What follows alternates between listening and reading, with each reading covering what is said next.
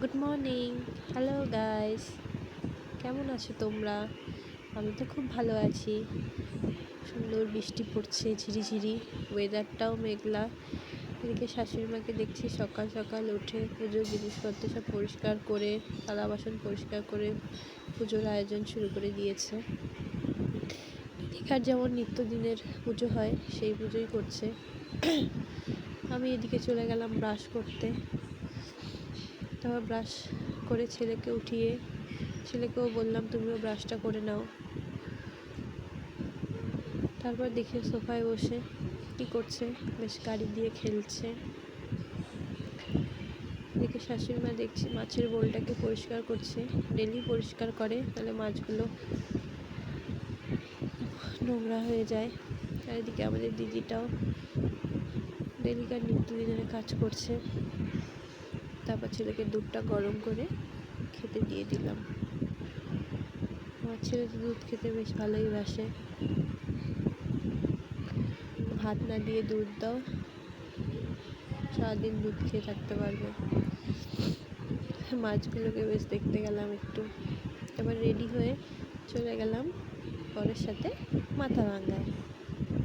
অনেকদিন থেকেই ভাবছি একটু মাথাভাঙ্গায় যাবো, একটু কাজ আছে। তাই ভাবলাম আজকে ফাঁকা আছি, ওয়েদারটাও ভালো আছে, গরম কম, বৃষ্টি বৃষ্টি হচ্ছে, তাই চলে গেলাম মাথাভাঙ্গাতে। আমাদের মেখলিগঞ্জ কলেজ মেন রোডের উপরেই। তারপরে চাংড়াবান্ধা, ডান হাতে বাংলাদেশ বর্ডার, এদিক দিয়ে বাংলাদেশ যাওয়া যায়। জামালদা ফরেস্ট পৌঁছে গেলাম মাথাভাঙ্গায়। এটিএম মাঠের সামনে দিয়ে আমাদের কোয়ার্টার। এটিএম মাঠের সামনেই এই নীল বিল্ডিংগুলো আমার হাজব্যান্ডের অফিস। কত ভেড়া।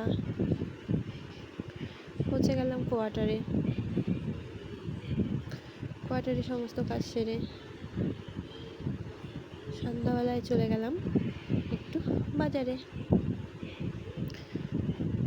গিয়ে কিছু কেনাকাটি করলাম। কেনাকাটি করে চলে গেলাম কোথায়? কসমো মলে গিয়ে দেখি প্রচুর কালেকশন পুজোর, নতুন নতুন সব জামা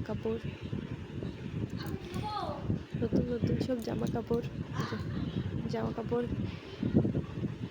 কেনাকাটি করে বেরিয়ে পড়লাম আবার মেখলিগঞ্জে যাওয়ার উদ্দেশ্যে। গাইস, এই যে হলুদ লাইটগুলো দেখতে পাচ্ছ, এগুলো বাংলাদেশ বর্ডারের লাইট, কারণ মেখলিগঞ্জ তো বাংলাদেশ বর্ডারের কাছেই। চলে আসলাম বাড়িতে।